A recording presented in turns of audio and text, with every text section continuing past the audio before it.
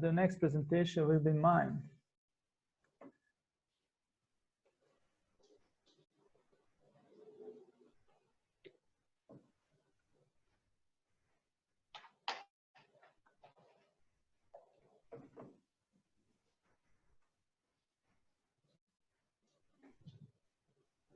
Sorry.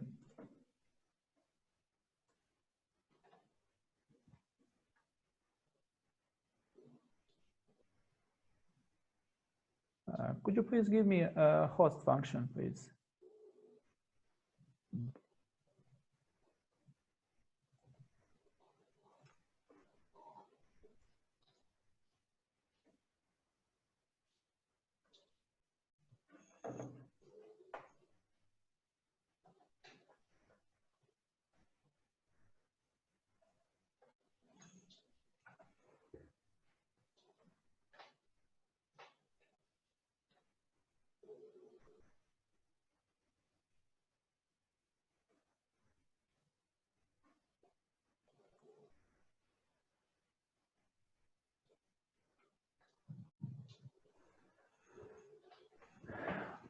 Okay, my presentation, I think, will be the last one for this session. I'm going to present you results about external validity of force-velocity relationship parameters obtained from single and multi-joint tasks. Movement tasks performed in daily life or in professional activities could considerably differ in their kinematic and kinetic patterns. And as a consequence, they are greatly dependent on muscle mechanical capacity to produce high-level force, velocity, or power. Therefore, in recent literature, there is growing interest in evaluating force-velocity relationship in different movement tasks, since it allows us to calculate specific parameters that represent overall dynamic mechanical capabilities of neuromuscular system. On these slides, I'm going to shortly introduce force-velocity modeling approach by using hypothetically testing results of two persons obtained from cycling at different loading conditions. And as you can see, maximal velocity output changes as we change loading conditions. If we start to analyze this graph, you can note that although some testing conditions did not show differences between two hypothetically persons, it does not mean that differences does not exist at the very end of this relationship. In addition, as you can see, force-velocity relationships obtained in this task is quasi-linear and allow us very easily to distinguish among muscle capacities to produce high level of force. This is the left end of this relationship. High velocity, maximal theoretical velocity, this is the right end of this relationship, and maximal power output. It is assumed that mentioned capacities could greatly determine performance in different functional movement tasks for human daily life and sport. Regarding to potential use of force-velocity relationship in routine testing, of particular importance could be evaluation validity of its parameters. Based on limited data from literature, the findings suggest that external validity of force-velocity relationship parameters tends to be high between similar movement tasks. For example, maximal theoretical force observed from loaded squat jumps highly correlate to performance of one repetition squat. Maximal power output as well as force velocity slope obtained from loaded squat are shown to predict ballistic performance such as height of vertical jump. And finally, maximal velocity capability evaluated from loaded sprints highly correlate to maximum sprinting speed. However, External validity of force-velocity relationship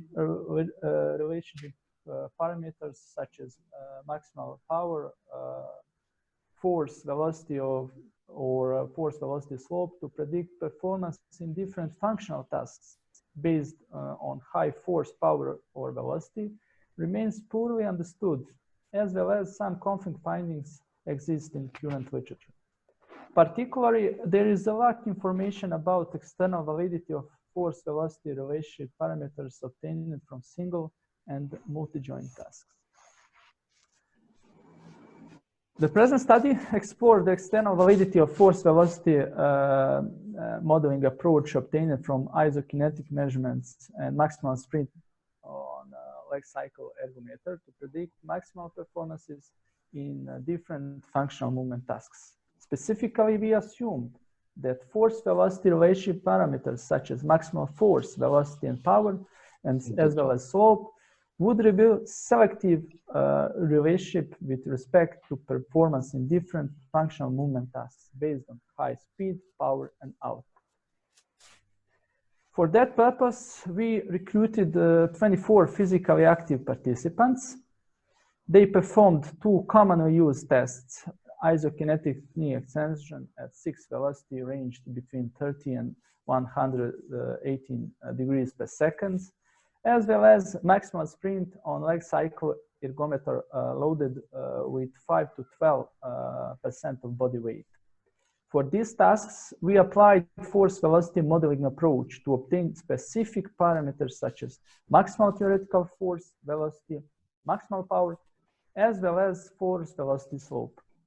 In addition, they perform different functional movement tasks such as 10 meters flying sprint test, maximal run upstairs, counter movement jump, loaded squat jump, and 1 repetition squat. These are typical force velocity and the power velocity relationship that we obtained for 2 applied tests. As you can see, we obtained strong and approximately linear force-velocity relationships regardless of the test that we applied. The obtained shape is in line with numerous recent studies. Because of linearity of relationships, the future studies should investigate and approve using limited number of data points for calculation of force-velocity relationships that could make this procedure much simpler and easier. Let's see the main results of this study. On this slide, you can see coefficients obtained from stepwise regression analysis applied on force-velocity parameters. While capability to produce high force in cycling tests mostly predict performance in strength tasks, velocity output are greatly associated with performance in speed and speed power tasks. Ballistic performance, such as height of vertical jump, greatly depend on power production capabilities, but also on force velocity slope, suggesting existence of optimal balance between force and velocity for maximizing ballistic performance.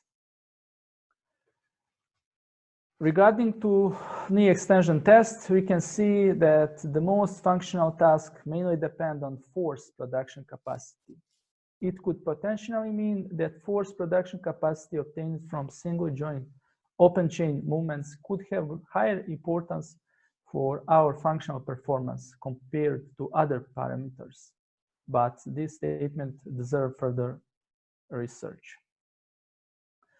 To our knowledge, this is one of the rare studies that evaluate the external validity of force-velocity relationship obtained from 2 different but commonly used tests based on multi-joint and single-joint movements. The main finding of the present study suggests that force-velocity parameters obtained from both single and multi-joint tasks could predict various functional performances.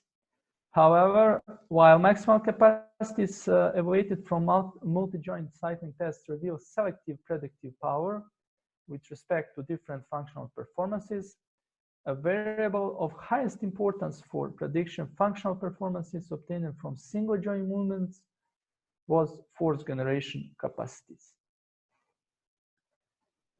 And finally, practical implication and future further research. Force velocity modeling could be a useful tool for studying fundamental properties of musculoskeletal system. Very few loads could be necessary to obtain a reliable and valid assessment of important muscular capacities. Using multi-joint movements in force velocity testing could improve ecological validity of testing of physical abilities, and future research should apply force velocity modeling on different movement tasks, loading or velocity conditions, different populations, studying muscle mechanical properties. Thank you for your attention. If you have some questions I would like to answer, please raise your hand and I will turn on your microphone.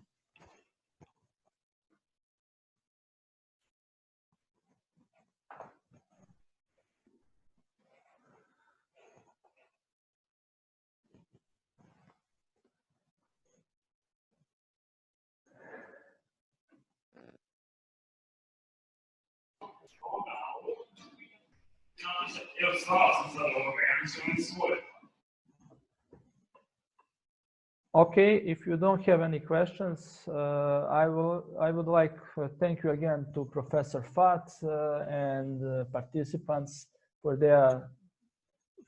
his very interesting and presentation. And I wish you all to spend great time during this day. The next session starts at 10:30. Links for all sessions are located in your program that you received, and see you later.